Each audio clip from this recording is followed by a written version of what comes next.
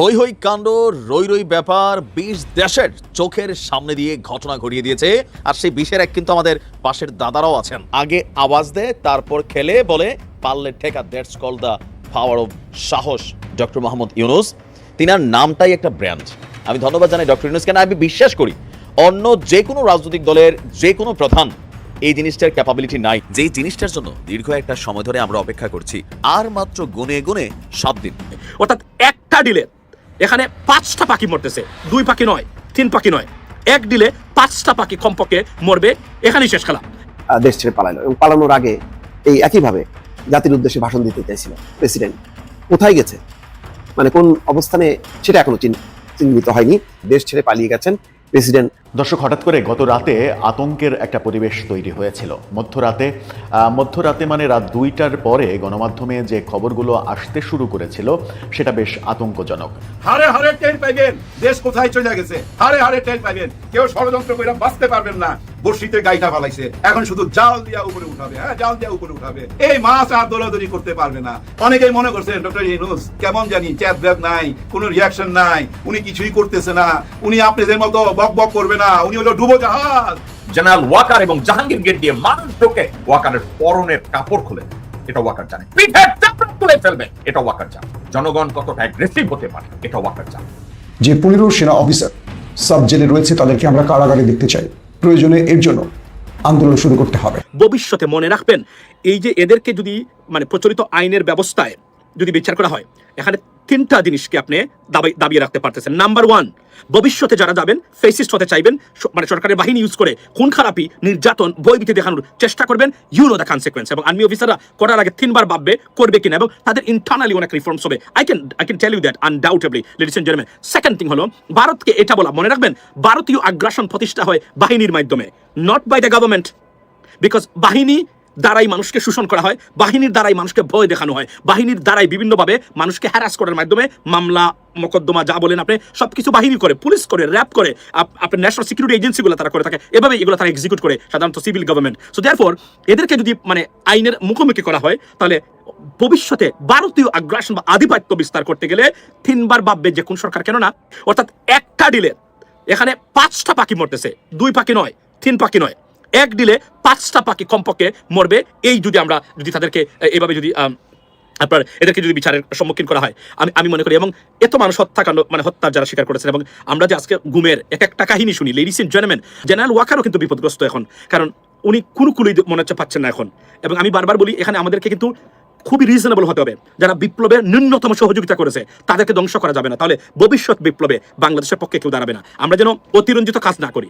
এটা প্রথমেই ভুল হয়েছে একটা জায়গাতে, আপনার এই রাষ্ট্রপতি চুপ্পুকে রাখা কি পরিমাণ বিপদ বাংলাদেশের জন্য এসেছে, এটা আপনারা যারা গভীরভাবে এই ক্রাইসিসটা বিশ্লেষণ করতে পারবেন তারা জানেন। রাষ্ট্রপতি চুপ্পুকে তার জায়গায় রাখা সব বিপদের মূল হচ্ছে এই একটা জায়গা, সাংবিধানিক এই বড় পোস্টে এই ব্যক্তিকে রাখা। এটা উচিত ভুল করেছে, ভুল কিন্তু সরকার করতে পারে, এটা আপনার মাথায় রাখবেন। সো আমার এই প্রশ্নটা এই জায়গাতে, সরকার যেটুকুটা ভুল করেছে তার মধ্যে আপনার একটা ভুল হলো যে আপনার চুপ্পুকে এখানে রাখা উচিত হয় নাই।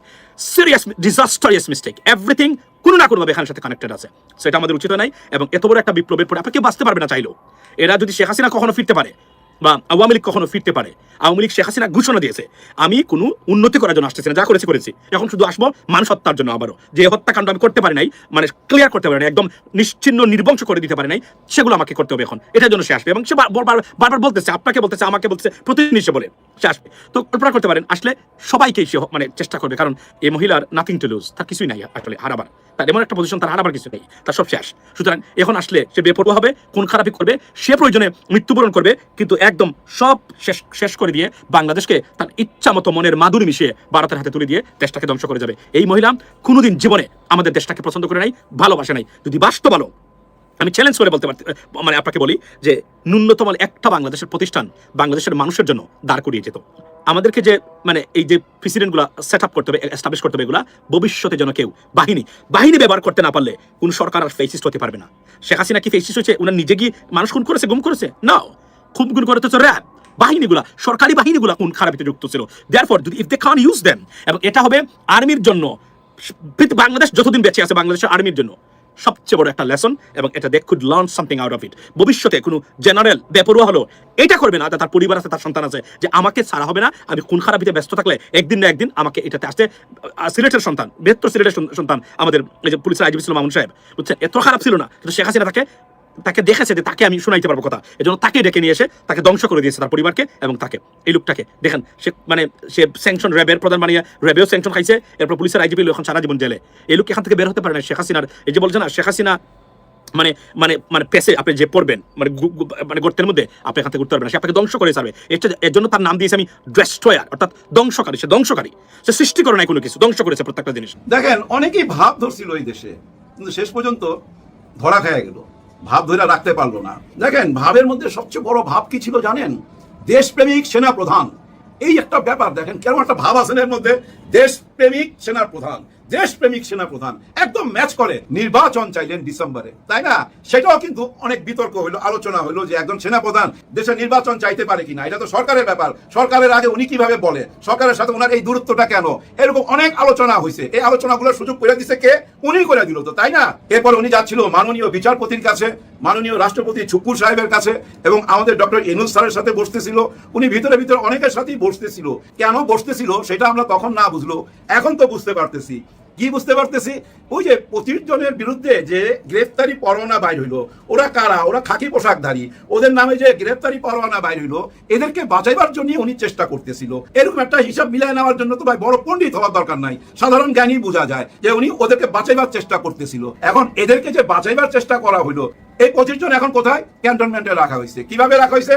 একটা বিল্ডিং কে ঘোষণা করা হয়েছে এটা জেলখানা, এখানে ওদেরকে রাখা হয়েছে। কিন্তু ব্যারিস্টার তাজুল ইসলাম বলছে ওনারা অ্যারেস্ট হয়েছে কিনা এটা আমরা জানি না, এখনো আমাদেরকে অফিসিয়ালি জানানো হয় নাই। আর যদি অ্যারেস্ট হয়ে থাকে তাহলে 24 ঘন্টার মধ্যে আদালতে ওনাদেরকে হাজির করতে হবে। 24 ঘন্টা পার হয়ে গেছে, তার মানে ওনারা অ্যারেস্ট আছে কিনা তা জানি না। কিন্তু আইসপিআর থেকে জানাইছে ওই 25 জন ওনাদের হেফাজতে আছে। হেফাজত আর গ্রেফতার একই কথা না ভাই, এটা মাথায় রাখেন। তাজুল ইসলাম সাহেব ঠিকই বলছে যে তারা কোথায় আছে এটা আমাদের জানার কথা না, আইনগতভাবে যখন হাজির করবে তখনই আমরা এটা নিয়ে কথা বলবো, এর আগে কোনো কথা বলতে চাই না।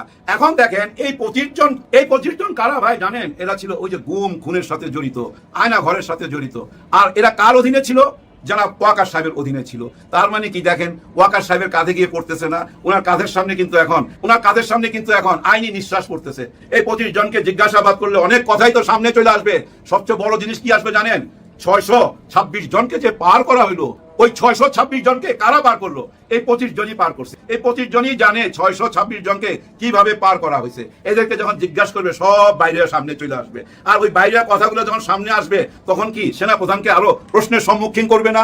দেখেন কত বড় চাপের মুখে আছে উনি, হারে হারে টের পাচ্ছে তো এখন যে আমি ভিতরে ভিতরে যা যা করছি সবই তো এখন জনগণের সামনে। সাধারণ জনগণ তো এসব নিয়ে আলোচনা করতেছে। এগুলো যদি ভুল হয়, মিথ্যা হয়, তাহলে নিশ্চয়ই উনি রাওয়া ক্লাবের মতো আবার এসে একটা ভাষণ দিবে, আমাদেরকে জানাবে সত্য মিথ্যা। আমার মনে হয় উনি আর এটা জানাবে না। উনি নিশ্চয়ই বুঝতে পারছে যে জনগণ এত বোকা না, জনগণকে আমি বারবার বোকা বানাইতে পারবো না। গত 14-15 মাসে 2টা আলোচনা সবচেয়ে বেশি হয়েছে ভাই, নির্বাচন আর এই ওয়াকার সাহেবকে নিয়ে। কারণ কি ওয়াকার সাহেবের গতিবিধি সবকিছু সরকারের কাছে যাচ্ছিল, সরকারের কাছে খবর যাচ্ছিল।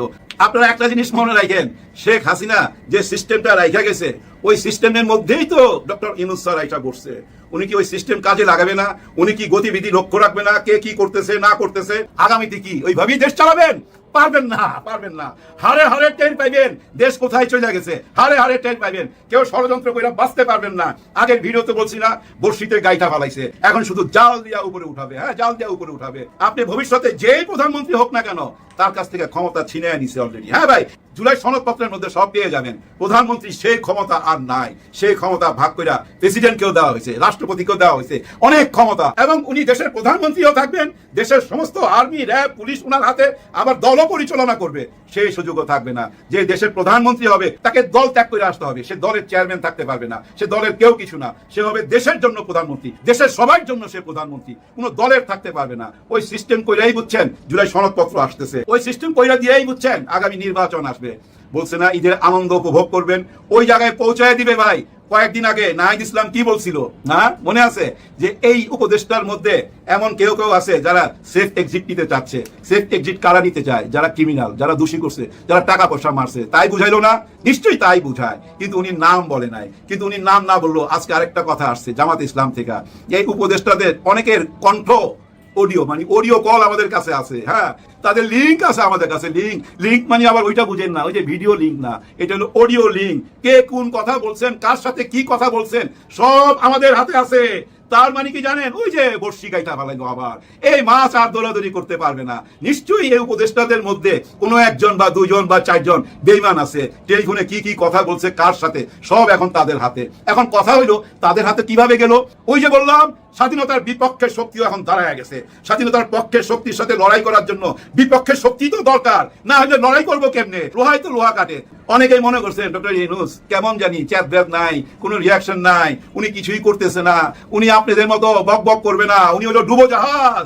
আপনারা তো সমুদ্রের দিকে তাকায় রয়েছেন, যেহেতু আপনারা নিজেরা সমুদ্রের জাহাজ দেখতেছেন, কিন্তু পানির নিচ দিয়ে কিন্তু ডুবো জাহাজ চলে, সাবমেরিন চলে। ওই ডক্টর ইউনূস হচ্ছে ওই ডুবো জাহাজ। ওই ডুবো জাহাজ তলে তলে অনেক কিছু সাইডা ফেলাইছে। সাইডা না ফেলাইলে ওই অডিও কল জামাতের হাতে কিভাবে যায়? সাইডা না ফেলাইলে কেন নাহিদ ইসলাম বলে শস্যার মধ্যে ভূত আছে? ভিডিওটা শেষ করবো, শেষ করার আগে শুধু এইটুকু বলবো, যারা বেঈমান আছেন সাবধান হয়ে যান, কেউ বাঁচতে পারবেন না। দেশ কিন্তু আগের অবস্থায় আর ফেরত যাবে না। হ্যাঁ ভাই, ডক্টর ইউনূস স্যার বলছে না আমাদের পিছনে যাওয়ার আর কোনো সুযোগ নাই, সামনে যেতে হবে। সত্যি ভাই, পিছনে যাওয়ার কোনো সুযোগ নাই। দেশ আগের অবস্থায় যাবে না। গত 54 বছর যেভাবে দেশ চলছে সেভাবে কেউ চালাইতে পারবেন না। আপনি যত বড় ধুরন্ধর হন না কেন, যত বড় সেনা হন না কেন, দেশকে আগের অবস্থায় নিতে পারবেন না। নতুন বাংলাদেশ হইতে বাধ্য, আমরা নতুন বাংলাদেশ পেতে যাচ্ছি। আমাদের পিছনে ফেরার কোনো উপায় নাই, সামনে যাইতে হবে ভাই। কেউ মনের আশা ছাড়বেন না, মনোবল হারাবেন না ভাই। আল্লাহর উপরে বিশ্বাস রাখেন। যে জাতি নিজের হেফাজত করতে জানে, আল্লাহ নিশ্চয়ই তার হেফাজত করবে। বন্ধুরা, আজকে আপনাদের খুব চমৎকার একটা খবর দিব। বাংলাদেশে একজন আল্লাহর ফেরেশতা পাওয়া গেছে। হ্যাঁ, একেবারে আল্লাহর ফেরেশতা, যার কোনো পাপ নাই, কোনো দোষ নাই, কোনো অপরাধ নাই, যিনি আওয়ামী লীগের মন্ত্রী ছিলেন, সারা জীবন আওয়ামী লীগ করেছেন, শেখ হাসিনার সাথে রাজনীতি করেছেন, শেখ হাসিনাকে কখনো মা ডেকেছেন, আপা ডেকেছেন, শেখ হাসিনার পিতা শেখ মুজিবকে আব্বা ডেকেছেন, এবং আওয়ামী আমলে তিনি বন ও পরিবেশ মন্ত্রীর দায়িত্ব পালন করেছেন। এই লোক আল্লাহর এত বড় ফেরেশতা, তিনি মাসুম, নিষ্পাপ, তার কোনো গুনাহ নাই। তিনি জুলাই গণ অভ্যুত্থানের সময় বিন্দু মাত্র কোনো অপরাধ করেন নাই।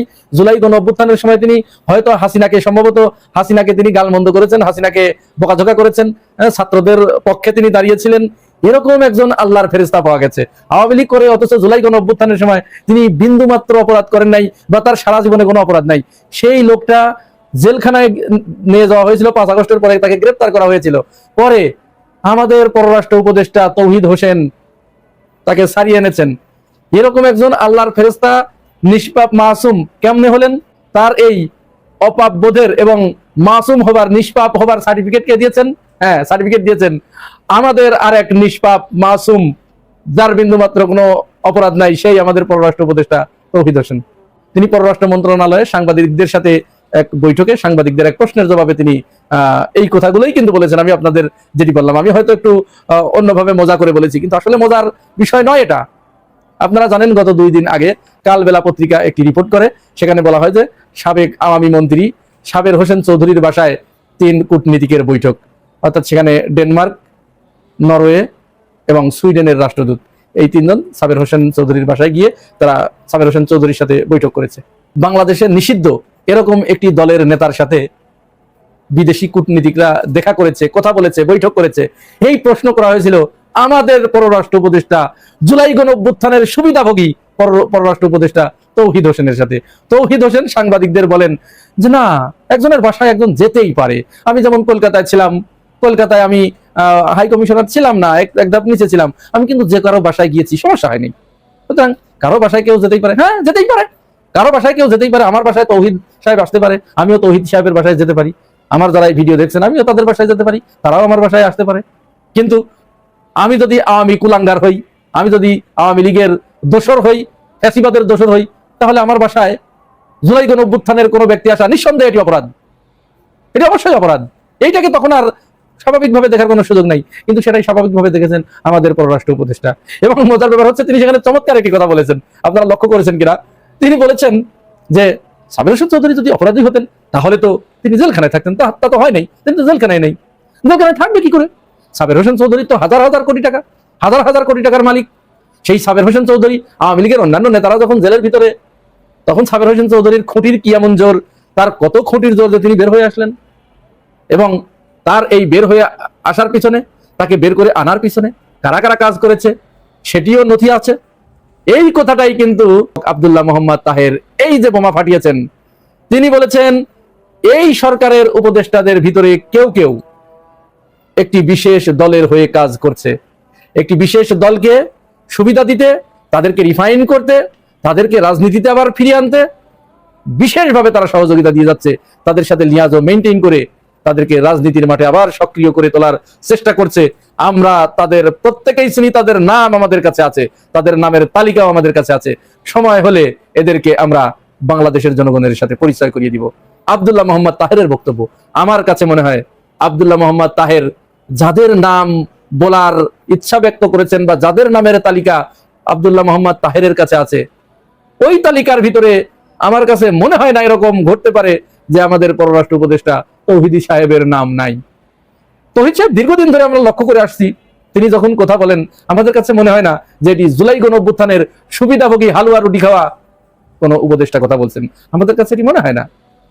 5 আগস্টের পরবর্তী সময়ে আমরা যখন ভারতীয় আগ্রাসনের জন্য ভারতীয় সাম্রাজ্যবাদের বিরুদ্ধে কথা বলতে গিয়ে ওই দেশটা যখন আমাদের দেশটাকে জেগে বসেছিল, যাদের ছত্রছায়া আওয়ামী লীগ দেশের মানুষের উপরে এরকম ফ্যাসিবাদ চাপিয়ে দিতে পেরেছিল, সেই দেশটা সম্পর্কে যখন আমরা সোচ্চার হচ্ছি, বাংলাদেশের মানুষ যখন সোচ্চার হচ্ছে, তখন আমরা দেখেছি যে তৌহিদ সাহেবের এখানে একটু কেমন যেন একটু দুনুমুনু ভাব, মনে হচ্ছে তিনি একটু কষ্ট পান, একটু ব্যথা পান, ওই দেশের কথা তিনি বলতে চান না, তাদের বিরুদ্ধে তিনি কিছু বলতে চান না। সময় হলে তিনি ঠিকই ইলিশ পাঠান, ওই দেশ আমাদের ট্রানজিট বাতিল করে দেয়, ভিসা বাতিল করে দেয়, ট্রান্সশিপমেন্ট বাতিল করে দেয়, পেঁয়াজ রপ্তানি বন্ধ করে দেয়, সবকিছু বন্ধ করে দেয়। তৌহিদ সাহেব কিন্তু ইলিশ পাঠানো বন্ধ করেন না। এইখানে আমার কাছে মনে হয় এবং আমাদের তৌহিদ সাহেব কিন্তু ইন্ডিয়াতেই একসময় পড়ালেখা করেছেন, ওইখানেই তিনি পড়ালেখা করেছেন, সেখানে দায়িত্ব পালন করেছেন। সুতরাং নাম যে তার নাই এটি কিন্তু আমরা নিশ্চিত করে বলতে পারি না। এই তৌহিদ সাহেবকে কিন্তু আবার উপদেষ্টা হিসেবে নাম প্রস্তাব করেছিল কারা জানেন? আমাদের বাংলাদেশ জাতীয়তাবাদী দল, আমাদের প্রিয় বিএনপি, ওনার নাম প্রস্তাব করেছিল। সেই তৌহিদ সাহেব তিনি আওয়ামী লীগের একজন মন্ত্রীকে সার্টিফিকেট দিয়ে দিচ্ছেন যে তিনি কোনো অপরাধী নন, তিনি নিষ্পাপ, তিনি মাসুম, তার কোনো পাপ নাই, তিনি অপাপ বৃদ্ধ, তিনি চির তরুণ, তিনি চির শিশু, কচি খোকা, ভাজা মাছটি তিনি উল্টায় খেতে জানেন না, কোনোদিন আওয়ামী লীগের আমলে তিনি ভাজা মাছ উল্টায় খান নাই, এবং তিনি আওয়ামী লীগ করেন নাই, সরাসরি তার সাথে